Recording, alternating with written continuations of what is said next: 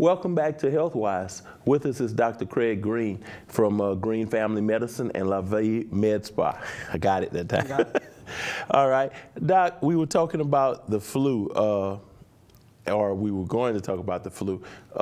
This season, is it a particularly, I guess, virulent? Is it bad this season, or is it just kind of? Interesting question. A couple of years ago, we had flu very early in the year, and it turned out to be swine flu. Okay. And swine flu doesn't really have a season to it like our regular flu does. And that one is around all the time. And I've been checking on that one with the CDC, and we've had over 100 cases of swine flu in the United States thus far. Interesting that there's been no human-to-human transfer. It's all from the swine to the human, and it shows up at livestock shows where people are in close contact with the pigs. So, you know, it's nice to know that that's not a threat for us this year.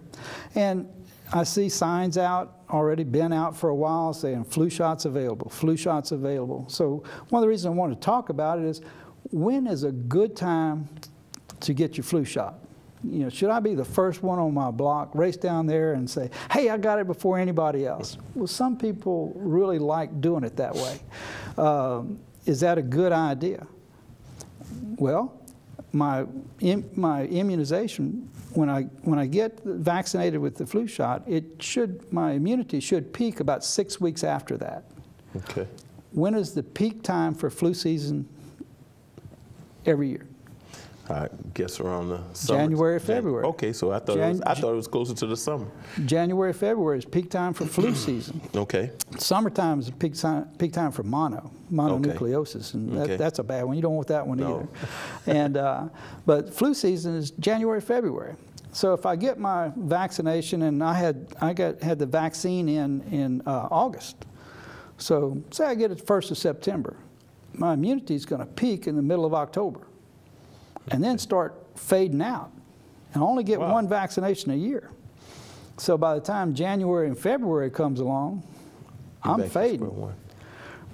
And so, yeah, I may have been the first one on the block to get it, but I might also be the first one to get the flu too, even though I got vaccinated, because my immunity is going to die off. So the CDC used to recommend middle of October would be October would be the first time that Medicare patients could get vaccinated. After the swine flu outbreak, they said September, but now they're kind of vacillating and kind of letting people go with whenever they want to. But still, probably October is going to give me peak immunity. If I do it at the beginning of October, I'm going to peak in the middle of November, before Thanksgiving, because people are going to be traveling for the holidays. And if I travel for Thanksgiving and swapping flu around in the airport and all, or if I people traveling for Christmas time, passing it around, it's a good idea to have immunity for maybe Thanksgiving or Christmas. Okay. What about, we were talking about the shots and stuff, but what about for babies and elderly people? It should be the same thing, you know?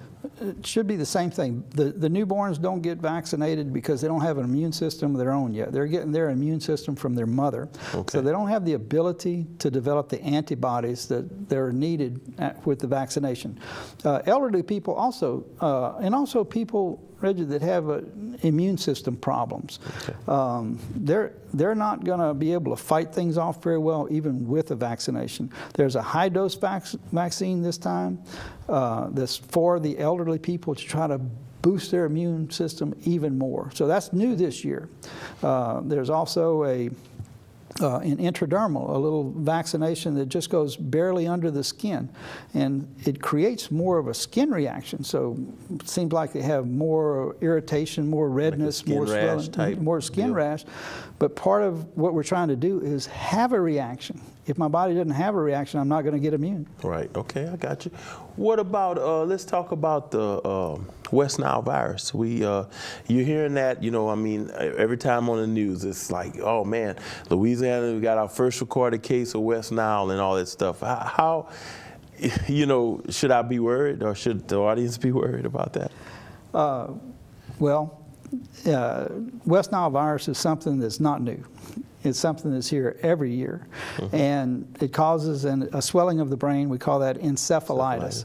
I was born and raised in Southwest Louisiana, and the community that I was from had rice fields all around it, which is full of water all summer long. Guess where mosquitoes grow? The water. Oh, gosh. Standing water. Oh, and so I've been bitten by mosquitoes all my life. Right. Have I ever gotten West Nile virus? Not that I know of. You know anybody that's gotten West Nile virus? Not that I know of. Is it any different this year than any other year? No. But it's nice to have something to report. It's nice to talk about things. But in reality, it's no different than it is any other year. Okay. And so you use the same precautions of trying to keep yourself from getting bitten by mosquitoes to try to decrease your likelihood of getting West Nile virus. Right. Because, you know, and I still... I don't know how true it is, but you know, it's almost one of those things like, okay, somebody passes, you know, in the hospital, somebody died, and it's like, well, we don't know exactly why, but it's probably West Nile virus. You know, I mean, that's what it almost seems like. But you're right. I don't know anyone. To my knowledge, no friends, family, or anybody I know has, you know, personally has died. You know, but I heard on the news, you know, we've had this case of one or something. Yeah, so 4 million people in Louisiana. Right. So we had a lot more die of car wrecks. We've had a lot more die of heart attacks. We've had a lot more die of many other causes that didn't make the news. And with all the standing water and all the mosquitoes, we're probably the mosquito capital of the world. Should be. You know, I mean, you would think we'd have a lot more cases if you know, if it was something to worry about. Okay, well, Doc, we're going to take another brief message and for our sponsors, and we'll come back and we'll talk a little bit more.